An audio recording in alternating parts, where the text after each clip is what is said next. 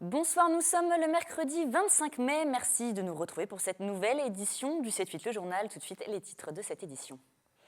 Blocage du site de dépôt de carburant de Coignières, file d'attente dans les stations essence. Le département, comme le reste de la France, est impacté par la pénurie de carburant. Conséquences et réactions, nous ferons le point dans ce journal. Depuis plusieurs années, à Plaisir souffrait des conséquences d'emprunts toxiques. Ces emprunts contractés à des taux avantageux mais risqués. Aujourd'hui, la commune a redressé ses comptes. C'est ce qu'elle vient d'annoncer aujourd'hui. Et le Secours catholique fête ses 70 ans. À cette occasion, de nombreuses initiatives sont organisées dans toute la France et dans les Yvelines, comme des marches fraternelles. Dominique Héberger, responsable de l'équipe locale du Secours populaire du Secours catholique de Montigny-le-Bretonneux, est notre invitée ce soir. Elle reviendra avec nous sur cet anniversaire. Et pour commencer ce journal, nous revenons sur la grève des transports qui a eu lieu aujourd'hui. Le trafic SNCF était perturbé ce mercredi en raison d'un nouvel appel à la grève de la CGT Cheminots et Sudrail pour peser dans la phase finale des négociations sociales dans le rail. C'est le 5e épisode de grève des cheminots depuis le début du mois de mars pour défendre leurs conditions de travail. La mobilisation qui veut également contester le projet de la loi travail. Le mouvement a tendance à faiblir puisque le taux de participation s'établissait dans la matinée à 10,6%. C'est moins que les mobilisations précédentes. Sur la ligne du RERC, 2 trains sur 3 circulaient. Sur la ligne N, les utilisateurs pouvaient compter sur 3 trains sur 4 et 4 trains sur 5 pour la ligne E. Demain, le mouvement est reconduit. Prenez vos précautions, le service devrait être normal sur la ligne C. La situation ne change pas sur la ligne N du Transilien. Seule la ligne U, qui dessert notre territoire, devrait compter moins de trains, soit 3 sur 5. Et je vous le disais en titre, les syndicats restent plus que jamais mobilisés dans leur lutte pour abroger le projet de loi travail. Le mouvement de blocage des raffineries organisé par la CGT se généralise pour alimenter la pénurie de carburant. Ce matin, dans les Yvelines, à Coignières, plusieurs syndicats, dont notamment la CGT, ont bloqué pendant plusieurs heures le dépôt de carburant situé dans la zone industrielle du Marais, empêchant ainsi les camions-citernes d'entrer et de sortir. Nous étions sur place, regardez. Il faut lutter, car c'est tous ensemble qu'on va gagner. Une opération coup de poing menée dans la plus grande discrétion. À 5h du matin, le dépôt de carburant de Coignières a été bloqué par une cinquantaine de personnes. Un site stratégique qui alimente en essence les Yvelines, mais aussi plusieurs départements d'Île-de-France. Un blocage organisé conjointement par plusieurs syndicats, dont la CGT, Sud 78, l'UNEF et la Poste. Ça répond donc à l'appel qui a été lancé par tous nos camarades dans les raffineries, à bien sûr amplifier le mouvement et à généraliser les grèves dans nos entreprises, mais aussi à soutenir et à multiplier les blocages des dépôts en vue justement de construire le rapport de force pour obtenir le retrait de la loi travail et la satisfaction de toutes les revendications qui s'expriment dans tous les secteurs, au chemin de fer comme ailleurs. Ce qu'il faut voir, c'est que quand Fos-sur-Mer est fermée, c'est celle-ci qui prend le relais et vice-versa. Et de fait, vu que Fos-sur-Mer va être réouverte aujourd'hui, eh bien, on a décidé de fermer celle de Coignières. On s'est mobilisé, on se mobilise contre la loi travail et jusqu'au retrait, on sera présent. Impossible pour les camions-citernes de sortir distribuer du carburant aux stations alentours ou de rentrer pour s'approvisionner. Un blocage sans tension, mais la situation pénalise également les travailleurs de cette zone industrielle, plus ou moins solidaire de cette initiative. C'est la première fois que je suis bloqué comme ça, mais ça ne me dérange pas. Il faut réagir, il faut réagir. Je viens normalement, le plus normalement du monde, comme tous les matins, et je suis bloqué. Aucun accès, je suis pénalisé. Je reste pénalisé, donc je suis pris en otage. Nous on les soutient d'un côté, mais après il ne faut pas empêcher les autres de travailler, quoi. Après si tout le monde s'y met aussi, ça va peut-être faire bouger les choses, quoi. Les syndicats ont bloqué le site jusqu'à 10h du matin. La police présente sur place n'a pas eu besoin d'employer la force pour les évacuer. La situation est ensuite revenue à la normale, mais des actions de ce type pourraient se renouveler prochainement si le gouvernement ne recule pas sur le projet de loi travail. Et depuis 2 jours, vous l'avez sûrement constaté, il n'est pas rare de voir des files de voitures faire la queue aux abords des stations-service. Depuis le blocage en France de 8 raffineries par la CGT, l'annonce d'une éventuelle pénurie d'essence a poussé les Français à la pompe. Des pompes qui affichent des pénuries totales ou partielles et qui sont même obligées, pour certaines, de rationner leurs clients. Les détails sont signés William L. Si elles ne sont pas déjà vides, elles sont prises d'assaut par les automobilistes. En France, depuis dimanche, les stations-service affichent des files interminables de conducteurs venus faire le plein, À Manille-les-Hameaux, cette station disposait encore de quelques réserves ce matin, mais ne tiendra pas la journée. On a un afflux de clients qui engendre une certaine pénurie au niveau de l'approvisionnement. Et ensuite, le problème qu'on a, c'est qu'aujourd'hui, on n'est pas livré. Et c'est un petit peu pénible dans le sens où on va se retrouver en rupture de différents carburants en milieu, voire en fin d'après-midi. Une situation en France provoquée par le blocage de 8 raffineries et de plusieurs dépôts par la CGT. L'origine de ces blocages, le retrait de la loi travail demandé au gouvernement par le syndicat. À un moment donné, il faut pouvoir bloquer le pays pour que ça avance. Il va bien falloir qu'il y ait quelque chose qui cède d'un côté ou de l'autre. Et le gouvernement étant tellement arc-bouté sur non, on n'enlèvera rien, et avec cette extrême violence de l'avoir fait passer par le 49.3, qu'il faut bien que le monde du travail et les salariés répondent. Un bras de fer entre le gouvernement et le syndicat que Daniel Quérault, président de l'association 40 millions d'automobilistes, dénonce. Que chacun prenne ses responsabilités, c'est quand même pas normal qu'on est sur un bras de fer comme ça, on doit pouvoir se parler, on doit pouvoir trouver des solutions et surtout éviter qu'une grande population, les 40 millions d'automobilistes, sera là comme système pour faire plier, je dirais, des gens qui ne sont pas d'accord entre eux.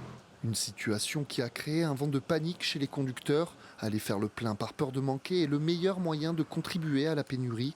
Et à la pompe, on prend son mal en patience. Ils ont bien raison. Ils ont bien raison quelque part. Malheureusement, c'est le seul moyen de se faire entendre actuellement. Ce que je trouve dommage, c'est qu'il y ait des gens qui fassent des réserves. Après, bon, on a tous besoin de carburant, donc c'est un peu légitime, quoi. Certaines stations ont même choisi l'option de rationner leurs clients en limitant la quantité d'essence par personne. En milieu de journée, environ 40% des stations-service de France étaient en pénurie totale ou partielle. Et cette crise du carburant a de nombreuses conséquences sur le monde professionnel. Les taxis et les secteurs du bâtiment dans les Yvelines craignent une baisse de leurs activités et donc de leurs revenus. Tour d'horizon de ces secteurs par Mickaël Elmidoro et Mélanie Poquet. Les blocages des raffineries mettent les stations-service au régime sec. Conséquence, les professionnels ont du mal à s'approvisionner et risquent la panne sèche. Chez les 700 taxis des Yvelines, on est obligé de s'adapter. À mi-réservoir, on est obligé de faire comme tous les gens particuliers, d'aller rester une demi-heure, 40 minutes dans une station-service. Or qu'on aurait assez pour le lendemain, mais par prévision. On vous appelle, non, je suis désolé, je suis bloqué à la station, j'en ai pour une demi-heure. Donc c'est pour ça que je dis que l'économie est impactée, mais à tout niveau. De son côté, la Fédération française du bâtiment tire la sonnette d'alarme et espère un dénouement rapide. Dans les Yvelines, la société Blanchard SA installée à la Selle Saint-Cloud et qui emploie 12 salariés a déjà annulé des rendez-vous professionnels pour cette fin de semaine et craint de perdre de l'argent. On risque de se retrouver à sec de carburant, situation qui n'est pas anodine parce que ça entraîne l'incapacité de nos salariés à se déplacer sur les chantiers. Ça veut dire ne pas remplir les missions pour lesquelles nos clients nous ont confié des commandes. Donc ce sont des chantiers qui prennent du retard, ce sont des engagements qu'on ne pourra pas tenir. Ça veut dire aussi une incidence financière derrière tout ça qui peut être très très conséquente. Dans les pôles médicaux, les ambulances des 15 hôpitaux et cliniques yvelinois continuent de rouler sans encombre cette semaine. En cas de pénurie constatée par la préfecture, les centres de santé seront classés comme prioritaires. Et prenons à présent la direction de Plaisir où une quarantaine de gens du voyage se sont installés devant le cimetière avec leur caravane depuis dimanche dernier. La cause, une personne de leur communauté est mourante dans un hôpital parisien. En attendant son décès, ils se recueillent devant le cimetière. Ils n'ont pas souhaité s'exprimer sur le sujet. La maire de Plaisir a demandé au préfet d'intervenir. Écoutez sa réaction au micro de Fanny Bourdillon. Aujourd'hui, ma problématique est que les gens du voyage qui sont arrivés dimanche se sont installés à l'intérieur du cimetière. Et ça, ce n'est pas acceptable. Je considère que le cimetière est un lieu de recueillement. Il faut véritablement qu'on puisse trouver un arrangement avec la préfecture pour les décider à quitter cet endroit.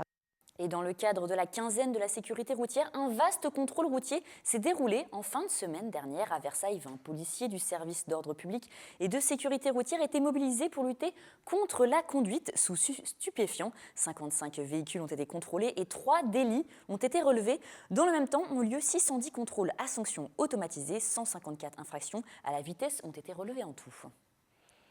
Et je vous le disais en titre, cela fait plusieurs années que la ville de Plaisir se battait pour régler ces problématiques liées aux emprunts toxiques. Alors les emprunts toxiques, ce sont des emprunts contractés à des taux avantageux, mais qui sont devenus beaucoup plus importants avec la crise des subprimes de 2008 au point de créer un déséquilibre. Ce matin, la mairie a donné rendez-vous aux médias pour annoncer le redressement des comptes de la ville.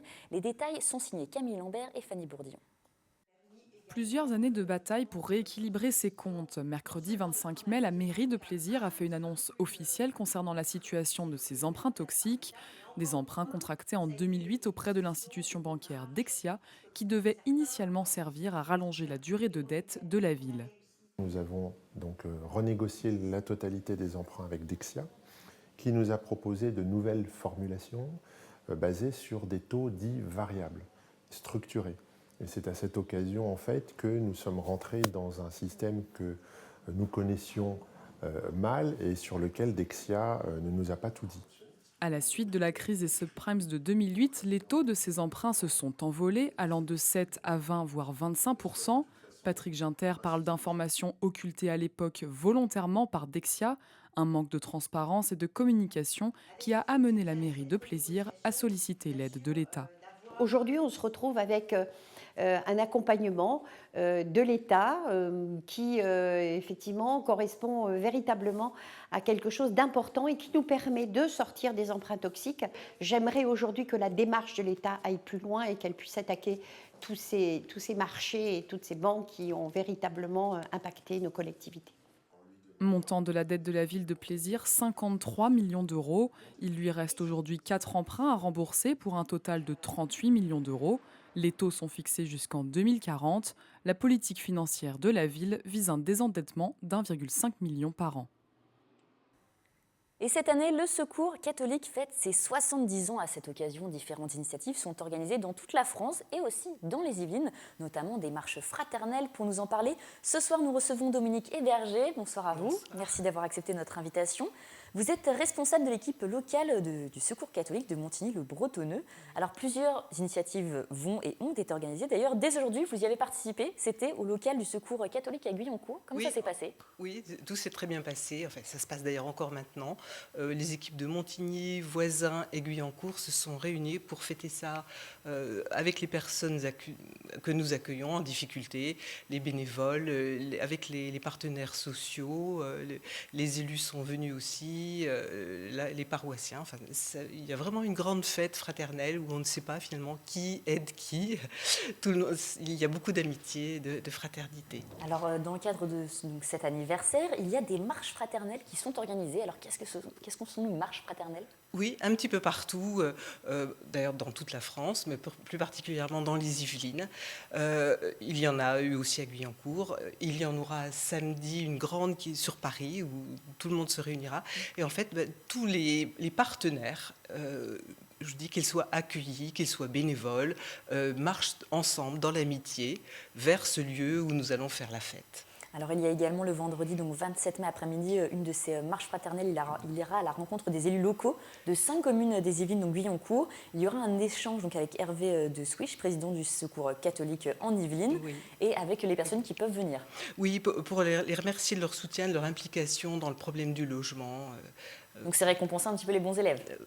Peut-être, oui, on peut dire ça comme ça. Alors le grand rassemblement, c'est samedi 28 mai, donc au parc André Citroën. À Paris, vous attendez beaucoup de monde ? Oui, on espère que le temps sera de la partie aussi, comme aujourd'hui. Mais c'est vrai que ça doit être une grande fête. Pareil, tous les partenaires sont attendus. Une grande fête de l'amitié, de la fraternité.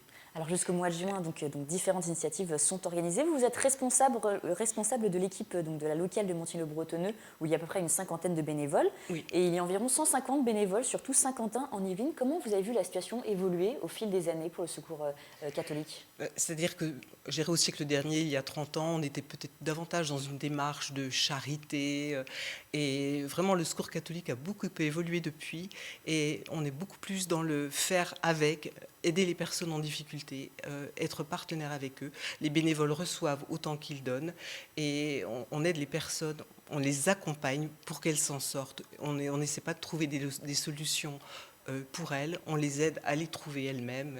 Et je crois vraiment que la démarche est différente. Il y a beaucoup plus de respect de la personne accueillie. Il faut savoir qu'en plus, c'est vrai que la précarité, c'est quelque chose augmente, du coup, augmente, mais en fait, elle peut guetter tout le monde. Vous savez, il suffit d'une difficulté, un problème de chômage, un problème de santé, un problème familial, un divorce, un veuvage. Et puis finalement, tous ces éléments, l'un avec l'autre, peuvent créer, on peut tomber dans la précarité. Alors à Montigny-le-Bretonneux, vous vous occupez surtout de l'accompagnement des familles, mais est-ce que vous avez vu peut-être les gens qui sont victimes de cette précarité? Les personnes ont peut-être changé, maintenant ça s'adresse plus à tout le monde, peut-être à des jeunes ou à des personnes âgées? Il y a beaucoup de femmes seules avec enfants. Ça, c'est sûr. Bon, les étrangers, bien sûr, parce que souvent, ils sont en situation de précarité du fait de leur statut. Mais c'est vrai, beaucoup de femmes seules se retrouvent en difficulté quand elles sont abandonnées par le conjoint, qu'il y a des enfants. Et justement, est-ce que vous, du coup, vous vous adaptez à ce changement? Les bénévoles font autre chose, proposent... Ah bien sûr, bien sûr. Je vais vous dire, on fait même des activités qui changent, comment dire, qui sortent les gens de leur... De leur quotidien, de leur précarité. On propose des sorties au Louvre, on fait du Qigong, on fait de l'alphabétisation, des cafés-rencontres, toutes sortes de choses qui font penser à autre chose qu'à sa pauvreté. Est-ce que vous avez peut-être vu qu'il y a plus de bénévoles qui justement rejoignent le Secours catholique? À Montigny, c'est vrai qu'il y a beaucoup de générosité. Moi, je trouve qu'on a de la chance. Beaucoup de gens viennent vraiment, et trouvent aussi beaucoup d'amitié, viennent vraiment nous donner un coup de main. Il y a peut-être des endroits où il y a des problèmes de volontariat, de bénévolat. Chez nous, ça marche bien. Vous en recherchez toujours? Bien sûr, mais tout le monde, on prend tous les gens, toutes les bonnes volontés sont les bienvenues, c'est sûr. Alors les 70 ans du Secours catholique, c'est en ce moment. La grande marche fraternelle aura lieu samedi 28 mai. Donc rendez-vous au parc André Citroën à Paris, dans le 15e arrondissement. Si vous souhaitez plus d'informations, n'hésitez pas à aller sur le site qui s'affiche en bas de votre écran. Merci beaucoup Dominique Héberger d'être venu et de nous avoir parlé justement de ces événements. Et comme chaque mercredi, nous passons maintenant à notre chronique environnement avec Mélanie Poquet. Bonsoir Mélanie. Bonsoir Florane. Alors ce soir, vous venez nous présenter Paroles de jardinier du 28 mai au 12 juin. Chaque week-end, le public est invité à découvrir les jardins yvelinois. Cette année, c'est le thème du voyage. Vous pourrez découvrir des espèces originaires des 4 coins du monde. Mélanie, dites-nous en plus. Pour cette 5e édition, Florane, 60 jardins yvelinois vont ouvrir leurs portes. Ça représente 115 animations proposées, à peu près 220 visites. Le mois de mai est généralement la bonne saison pour flâner et découvrir des techniques de jardinage, puisque c'est le mois du fleurissement. L'an dernier, plus de 15 000 visiteurs avaient répondu présent et hier soir, le département inaugurait cette nouvelle édition en présence d'Alain Baraton, le fidèle parrain depuis les débuts. Alors Alain Baraton, qui est le jardinier en chef du domaine national du Trianon et du parc du château de Versailles, il sera lui-même acteur de Paroles de jardinier. Un jardinier qui sabote une pelouse est un assassin en herbe. C'est une citation de Raymond Devos qu'a choisi Alain Baraton hier soir pour lancer Paroles de jardinier. Il a aussi fait référence à Marcel Pagnol et son célèbre Jean de Florette. Et c'est à travers des écrits, des textes poétiques qu'il fera découvrir le domaine du Trianon le 29 mai à 10h et à 11h15. Le château de Breteuil, lui, ouvre ses portes les 5 et 12 juin. Là, ce sera autour de Comte. Des visites sont aussi prévues au domaine national de Saint-Germain-en-Laye. Là, ce sont des grandes structures, mais il n'y a pas seulement cela. C'est Sylvie Laouna qui nous l'explique, la directrice d'Yvelines Tourisme. On a nos grosses pépites habituelles, nos grands parcs qui sont déjà connus des visiteurs, qui font eux des animations spécifiques, mais on a aussi tous les particuliers qui adorent leur jardin, qui adorent jardiner. Il ne faut quand même pas oublier que la pratique du jardinage, c'est la 3e pratique de loisir des Français. Et de ce fait, ils sont très fiers de faire découvrir leurs jardins, qui sont souvent exceptionnels. Alors ces jardins de particuliers sont nombreux sur Saint-Quentin en Yvelines à ouvrir leurs portes. Ce sont des habitués de l'événement. Certains de ces jardiniers sont amateurs, mais ils sont passionnés. Ils participent chaque année à Paroles de jardinier. Et c'est le cas de Hank Defaux. Elle est présidente de l'association Jardin Passion Partage. Elle possède un jardin exotique à Guyancourt. Il est à découvrir le samedi 4 juin de 11h à 19h et je vous propose de l'écouter. Comme je voyage beaucoup, à chaque fois, je ramène des plantes, des légumes, des fleurs, des graines. Et voilà, j'ai une collection de différentes plantes exotiques dans mon jardin Il y a des plantes à fleurs, des bougainvilliers, des frangipaniers. Les bougainvilliers sont en fleurs, les frangipaniers, les hibiscus. Sinon, j'ai ramené de Thaïlande l'année dernière les manguiers et les fruits, des différents fruits exotiques en plantes. 2 autres particuliers ouvrent aussi leurs portes à cette occasion. Les premiers sont à Montigny-le-Bretonneux. Il s'agit du jardin de Félix, un jardin collaboratif. 26 adhérents font partie de l'association. Ils ont un terrain de 1600 m² et se retrouvent chaque après-midi pour cultiver. Juliette Rollès, elle, est du jardin de Juliette Aylancourt. Elle possède un terrain agricole de 4000 m². Elle aménage chaque année de nouvelles parcelles sur des thèmes différents. Alors, après le jardin romantique, il y a eu le jardin japonais. Cette année, elle s'est lancée dans celui plus exotique. Elle accueille le public dès ce samedi 28 mai. Une deuxième visite est prévue le dimanche 5 juin. Je vous propose de les écouter. Déjà, il faut faire des plantations et des semis de façon à ce qu'il y ait des choses visibles à la date où on fait visiter notre jardin. Et puis en plus, on crée des petites fiches pour donner une information aux gens qui vont venir sur les différentes plantes. Tous les ans, je rencontre des gens avec qui j'ai des échanges. C'est très très intéressant et de pouvoir partager, répondre aux questions des gens. Et puis moi, je découvre aussi plein de choses. Pour organiser vos sorties et vous rendre dans les jardins yvelinois, le programme de cette 5e édition est à retrouver sur le site internet de Paroles de Jardinier. Les jardins saint-quentinois n'attendent que vous. Merci beaucoup Mélanie. Et qui disait d'ailleurs il faut cultiver son jardin ? Bonne question. C'est Candide, voyons.